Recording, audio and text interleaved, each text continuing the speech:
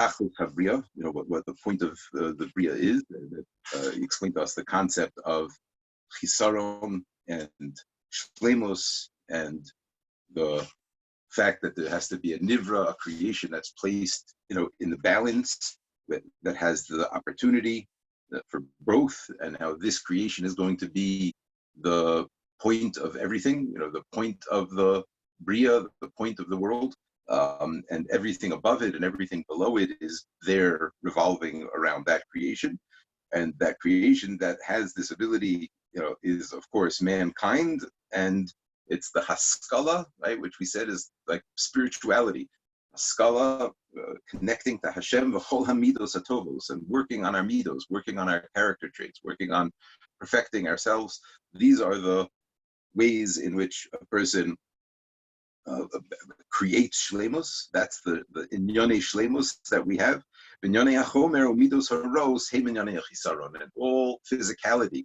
Right? That's again like the opposite of haskalah. The opposite of spirituality is chomer, physicality, olam hazeh, and all the midos raos, all the negative traits that we have that are rooted in our physicality. So all of that is what we have to recognize as chisaron.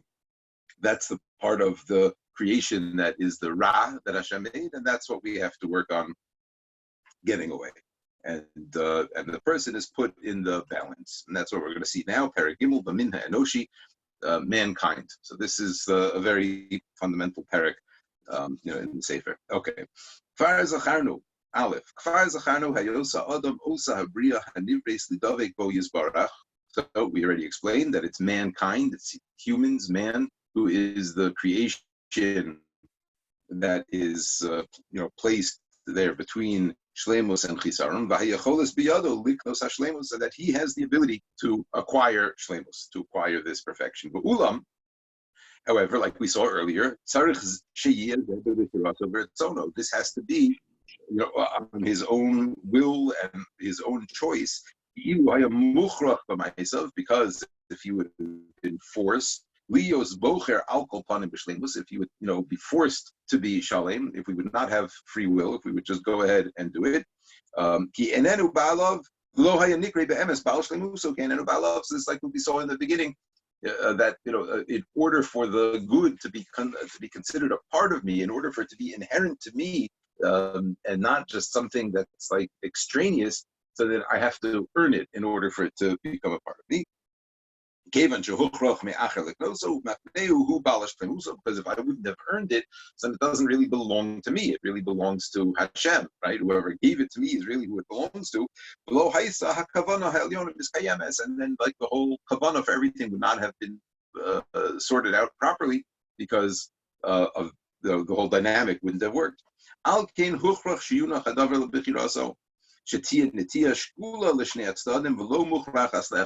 that is why we have this whole concept of free will. It had to be left to our ability to choose, to our ability to go to one side or the other. And my netiya would be shikula, that my pull is equal in both directions. I'm not forced to go in one way or the other. And that each individual, this person, this minha enoshi, would have the ability to choose b'da'as u'b'chefetz be'ezem mehem sheyirtzeh, with knowledge and with desire. In other words, meaning like a completely free will, totally unencumbered by any outside forces, by any extraneous push.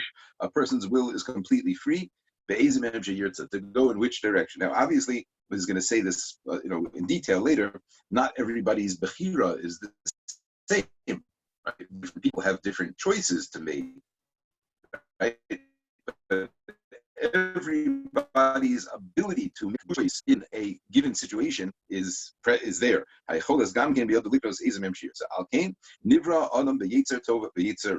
Therefore, a person is created from these two sides. That's very interesting, because here, as one of the only times in the Sefer, I think, as one of the only times in the Sefer that he refers to these two sides as like Yetzer Tov and Yetzer Hara, which is, like the way that we often refer to, our good nitiyot and our negative nitiyot. But throughout most of the Sefer, he doesn't use those words. He'll talk more about, like this idea of haskala or shleimus, and the idea of chisaron being the negative. But here he's being very, very explicit with us that every person is created with these two pulls, with these this dual drive system, right? One pulling us in a good direction, one pulling us in a negative direction. And the person has the ability to choose which one he wants. Okay, so this is a fundamental idea. Before he even gets into explaining what we are, right, which is going to get into right now, like to explain the fact that we are all half the Shama and have Guf, and how we're forged together. But before he gets to any of that, he lays down, well, what is all of that for, right? Well, what's the point of having a person made of different components and different parts, and what's the point of having a Guf and a Neshama, and all of those things? And so he's explaining before we get anywhere is because this all has to lead to Bechira. This all has to lead to the somehow a system in which a creation, you and me, have the ability to go in one direction or the other. So in order to explain now, like how, so to speak, not how did he create that, but in what way was that a system put together that provides for Bechira for each individual? So now he's going to explain, well, what are we? What are you and me? What is a person? Okay. And that's in this lane right now. Beis is like the harkavas haguf neshama, the combination of the body and the soul.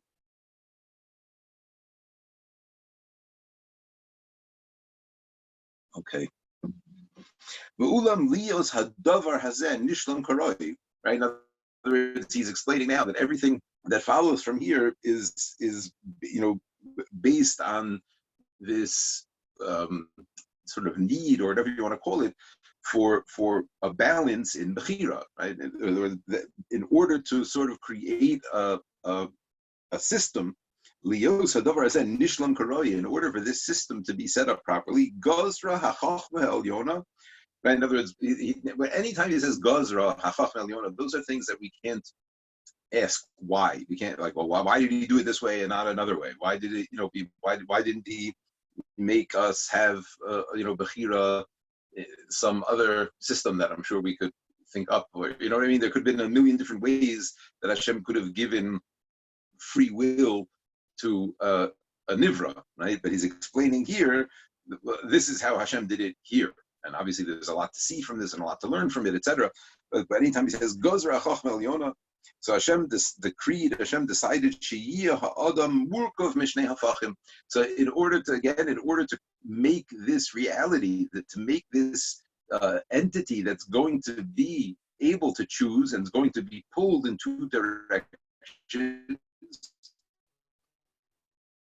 and at the same time in neither. So how did Hashem do this? He made a person a combination. He made every person a hybrid. We're on the one part an neshama, sichlis, and zaka. Again, sichlis means spiritual. We are a soul that is a completely spiritual. Zaka means like abstract, like pure, in a meaning no physicality to it at all. It's a completely abstract thing. The guf, and then we have a physical body, artziva ahur, right? That's completely earthly, and it's ahur, it's all muddled, right? The guf is connected to the physical world, right? And this is the double dialectic that every person is. An neshama, sichlis v'zaka, v'guf, artzi, v'ahur. Physical, and each one is going to pull a person to his side. The guf, the body, is going to pull us to physicality, and the neshama is going to pull us to spirituality. And we're going to find in each person there's going to be an ever-present battle, an ongoing war between these two sides. Ba'ofen she'im tigbar haneshama, in such a way that if the neshama is going to win, the neshama is going to be the powerful one, tis'alahi v'sa'aleh haguf lima. So the neshama will be elevated, and it will bring the guf up together with it. And that's going to be the shalim person, right? A person who follows his neshama, her neshama, right? The neshama is what's pulling me in the positive direction. If I would just listen to my neshama each time, if I would just, do the right thing each time, so then I would become shalim. But if a person leaves it, that he lets his guf take over, right? So then the guf is brought down. The sishafel nishmaso imo, and it brings his neshama down with him. Right? Who remembers Dorian Gray, right? That he became all disgusting and gross, right? Because of all the averas that he did. Also, Adam built the hagul neshlemus. This person is not going to reach shlemus. He's right, taking bad decisions, right? Choosing his guf, choosing chomrios, choosing physicality over spirituality. Every time, right, a person has a choice to eat something with a questionable hechsher, to say something maybe shouldn't say, to, right, all these different things. It's just choosing one or the other. It's choosing my neshama or my guf. And right, a person follows their guf all the time, so then they're brought down. Right,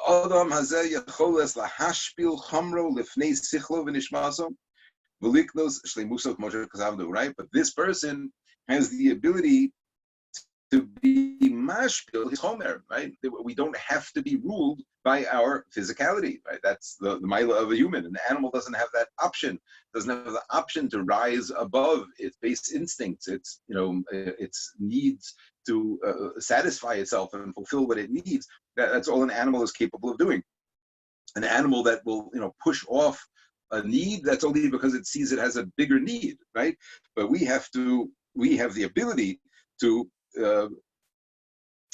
be mashpil our chomer. We're the only nivra that has the ability to overcome our physical side and to become a spiritual creature. Right? In the face of my spirituality and my neshama.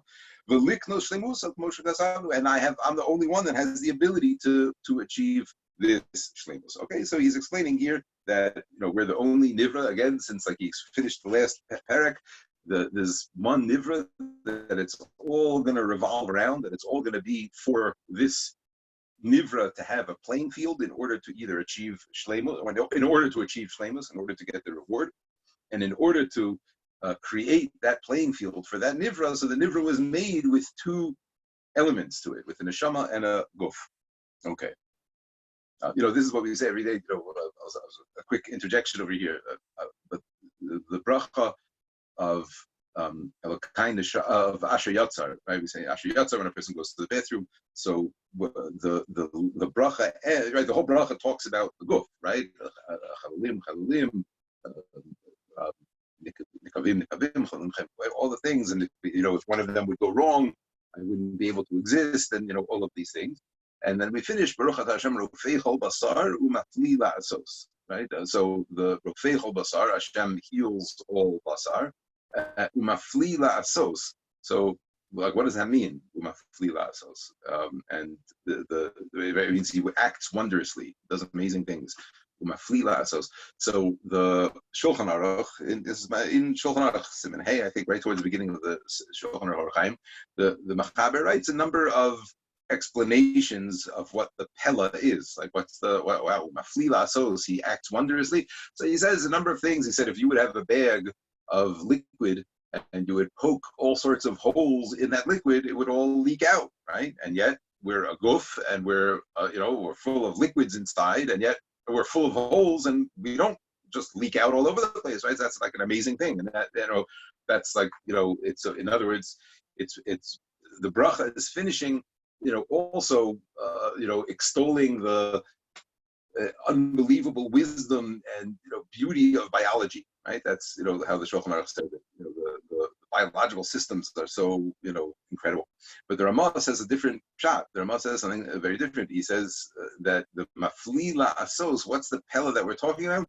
It's the chibur of the guf and the neshama together. The fact that Hashem did something that is mamash apella. It's like not even possible to understand what it even means, right? That we're not just a guf, right? He made this unbelievable thing, this incredible chachmadik thing called a guf with all of these chalulim and nikavim and the brain, whatever, all of this unbelievable stuff, right? But it's not only that. Somehow or another, all of that is still physical, right? All of that is still just chomer, and somehow into that Hashem was mechaber a completely non-physical thing, right? Called a neshama, and that's the pella. That's like what that's unbelievable. That's what we're explaining over here, that the chibur of the guf and the neshama is what makes us, right? That's what makes us into a person as opposed to an animal. Is the fact that we are a hybrid, and we can connect to our neshama. Gimel. It's not only us that has this dynamic, and it's going to explain this more. Furthermore, Hashem decreed, and again, this means that this is just the system. This is, you can't ask why didn't he do it a different way. That this is not going to be a thing that's going to go on forever and just have a person just keep on trying until but that there's going to be a certain limit to it. There's a certain, just like any game, a game has a certain structure to it, and there's a point. It's not meant to go on forever. So too, so too over here, there's a system of how much a person needs to do. And right, because let's not forget, what's the point of this hishtadlus? The point of the hishtadlus is in order to make the shleimus mine, in order to be able ultimately to benefit from it, to be nene from that shleimus, the netzach netzachim, forever. Right, and that's what how right. There's a set time for this. There's two stages. So Hashem set up two stages, two time periods for us. One is the time for work, and another one is when we're going to achieve that shleimus and be rewarded, be in the state of reward for the shleimus that we achieved, right? But these are two completely different time periods. These are two completely different, I had a good word, but two different structures to these times completely. However, we always know that Hashem, right, is out to do good for us. He's not out to get us and make it hard for us. It's out to that the work is temporary, right? We're only here for a temporary amount of time in order to actually do the work. Right, whatever that time is for each person, it's limited. We're here to work, and even if a person would come back every single lifetime as a Gilgul over and over and over and over and over, but still there's only Shis Alfei Shnin, there's 6,000 years, and then there's going to be the 7,000. Right, the Kibul Schar Ein Lo Taplis, but the schar is going to be forever and ever, right? In other words, again, because the point is not really the work. The work is a means to an end. The real end is the kibul schar, is that ultimate stage of shleimus that we're going to be. So that's going to be forever. Right? But forever and ever, for all of eternity, then a person is going to be able to bask in, benefit from the shleimus that they achieve through the first period of time. Okay, so he set up for us so far a few points about mankind, that we are the creature that's placed in the balance. This balance is created, right, by these two entities that we call Yetzer Tov and Yetzer Hara, but the Yetzer Tov is really represented by my Shama and my whole spiritual aspect, and my Yetzer Hara by my physical aspect. However, this struggle between the physical and the spiritual, right, this what we call our avoda, so that's a set time. There's each person, or for mankind in general, there's a specific amount of time that a person has to operate in that manner, in that fashion of dealing with the Yetzer Tov and the Yetzer Hara. And then l'neitzach netzachim, then forever and ever, a person is going to be in stage number 2, which is the stage of Kabbalah Schar. And he's going to explain to us over the course of the Sefer a lot that these two time periods are completely and totally different, and we are going to be different in both of them because the needs of one are very different than the needs of the other. He's going to explain all this as we go. Okay. Dalit. V'ula, kefi hischalev zmanov, kach roish yischalech matzavo ushar mikrov. Okay, so now he's going to explain further, right? That not only are are a person and made up of these two parts, and the world is made up of these two parts, the part of the working and the part of the Kabbalah schar, but even throughout a person's life, right? As a person goes through life, the person's situation changes from time to time. He calls man ha'ishtadlus hinei tzarich sheyeh betchuna achas yuchlu limatzei bo kol ha'inyanim mitzarchim lo. When a person goes through the first stage, like the stage of avoda, the stage of the struggle between the Yetzer Hara and the Yetzer Tov, so we need a certain set of good word. I'm not sure. Yeah, we have to be set up in a certain way with a certain set of needs or tools. I'm sorry. Tools, like a certain set of tools. Right. I was gonna say tools, but then there's also like the tools and pitfalls. Like I don't know. Like the certain all the all of the above. Right, In the middle. So, right, in Hebrew, there's a word like nitunim. All of the. Okay, I'm not sure. Yeah, but basically, all the aspects of a person during the time of work have to be set up for that. Right, in order to be set up to do this, ishtadlus perush. Kihine muchrach shetimatzi lo hamilchama shezacharnu ben eseichav del chomer. V'lo yeh lo davar sheyakev es hachomer v'lishlot v'lasos es shelo k'fi yeshir roi lo v'lo davar sheyakev es haseichav v'lishlot k'roi lo v'lasos es shelo. Right, during this time period, during the time of work, during the time of the avoda, where we have to have this struggle, so there has to be, a full allowance for the Yetzer Tov and the Yetzer Hara to fight each other and battle it out, and there's each one is going to do its whatever it possibly can. And it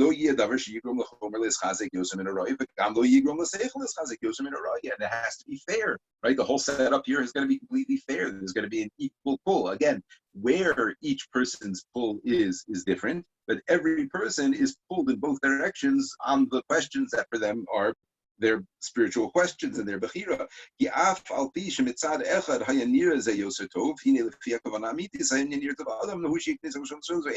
Right? Because even though we would prefer, if we would be forced to do good, that wouldn't be the point, and that wouldn't really be good. Okay, so all of this is during the first time period, the time of avoda. We need to be set up and structured a certain way.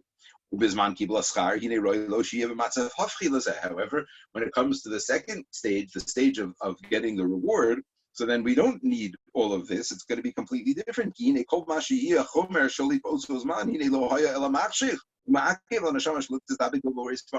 At that stage, the chomer would be a complete, the physicality would be a complete, it would like undermine completely the whole point of that stage, right? In other words, whereas now, if we wouldn't have our chomer, if we wouldn't be attached to our physicality, we wouldn't be able to do what we need to do now, right? And the point of us being here now requires that we have a chomer, that we have a physicality. That's at this time. However, when it comes to the time of the shleimus, when it comes to the time of the reward, so then on the contrary, any bit of physicality then is going to be detracting from our shleimus. Right? So then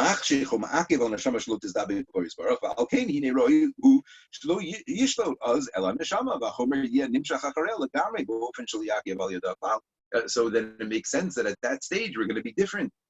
At that stage, in order to be able to be a part of that perfection and that shleimus, so we're going to be in the opposite. The chomer is going to be completely sublimated, completely subjugated, subject to the spirituality. And we're going to exist in a completely neshamadik way. And that's why we have two worlds, Olam Hazeh and Olam Haba, right? Olam Hazeh is where we are now. Olam Hazeh, obviously, right, is this a place where there's this combination. Olam Hazeh,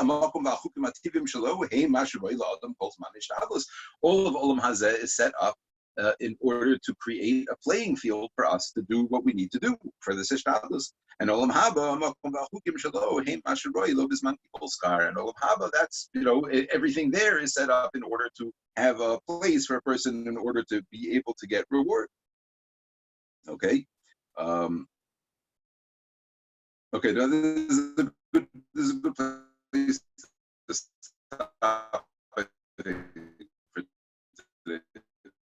This is a good place to stop. The next is more than one. Okay, so he's going to explain now that all of this he's explaining is not. There were two.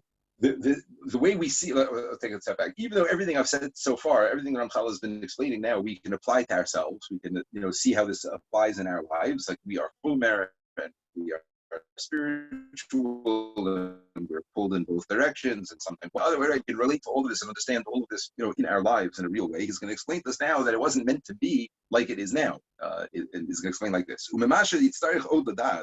you need to know further, shehine hamina enoshi. Man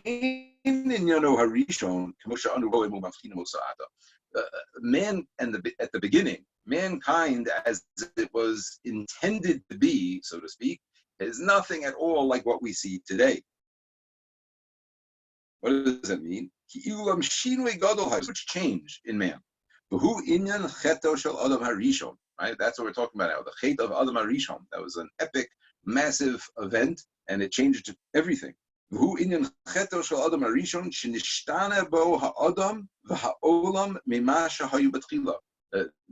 world and man changed.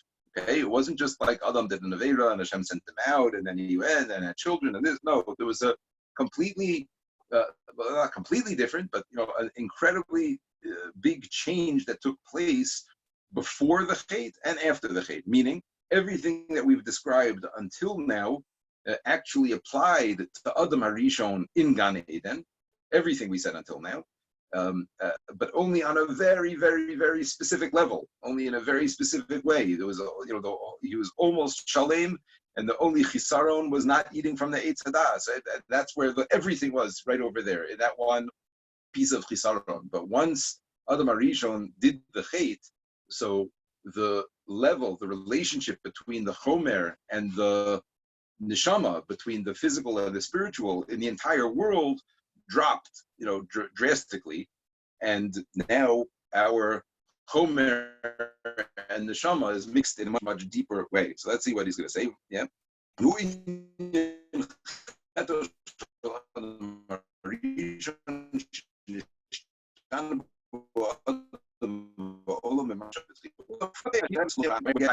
why I want to go. We're going to get there. We're going to get into the details of this. There's a lot to understand about this whole change, about what Adam HaRishon was before and what happened after. But we're going to get there. We'll get there. We're going to understand this, and we're going to get clarity on what that means, that man was different and it changed, right? But for right now, he's not going to go through those details. But what we need to know, okay, so but what we just need to know is that this whole discussion that we're having, this whole discussion of man being made of two parts and being pulled in both directions and having the ability to go. So we just need to understand for now that that this concept, right? And we said that itself is part of two stages, right? Olam Hazeh and Olam Haba. But even within Olam Hazeh, now we're breaking that down into two, right? That there's the concept of the Rishon good faith and other right? We're going to have to understand what that has to do with everything. But he's just giving us now the heads up. Just realize, and we're going to address this further, that whenever we're talking about man, there's really two different facets to man that we discuss. Yeah. Because there's the one discussion of man in this context of Adam before the Chet, and then there's a not completely different, but a significantly different discussion to talk about man and his makeup after the Chet, with motion of our Oda as Hashem, like we will see further. But let's just see. But for now, what you should realize is that Adam HaRishon, when he was created, He was exactly like we explained until now, when Aleph, Beis, Gimel, and Dalet. Right, when Adam Arishon was created, he was created from physical and spiritual, made of these two parts, pulled in these two directions. Dahainu shehine hu haya murkav mishnei halakim hafchiyim she'amru shehem v'neshama b'guf u'metzias hayu shnei ha'inyanim hatov v'hara. He was placed in that balance. He was placed in a combination of body and soul, and he was put in a world that had a pull in either direction. Yeah, Tov Arav, who omid b'shikul b'neim lidobik b'mashir tzveihem, and he was standing in the balance, and he could have gone either way. He should have, right? It would have been the better thing if he chose good. If Adam Rishon only would have, again, he's going to explain all of this, but if Adam Rishon only would have, not done the chait, he only would have chosen good. Right? It's just important to realize this one. A lot of times we picture Adam Rishon in Gan Eden, like it was perfect. That's even what we use like as an expression for perfection. Oh, Mama just Gan Eden, but it was almost perfect, but it couldn't have been perfect. Right? It was perfect, but there would have been no point. Right? There was an imperfection in Gan Eden because the whole point was for Adam Rishon to face that imperfection and overcome it, right? And that imperfection was the fact that he couldn't eat from the Eitz Hadas. And and if Adam Rishon would have not eaten from the Eitz Hadas and he would have been mashlim himself, so then, like the Ramchal was saying, then the whole story arc would have finished right over there. He would have been shalim, and he would have then graduated and advanced to Olam Haba L'Netzach Nitzachim. Right? However, that's not what happened, and then we're gonna. What the talk is this? We're going to continue next time. We'll continue Perek Gimel, Zion, okay. I hope everybody's okay. Next week, so it's Rosh Chodesh Av, so just make sure I'll post like the shiurim and things like that. But you have to make sure you do your laundry and everything before the 9 days start, and make sure that you're prepped with your clothing that you worn and all those types of things. Okay, ladies, have a great Shabbos. We'll see you next week. Thank you, Rabbi. Thank you, Rabbi. Have a great Shabbos. Bye. Thank you.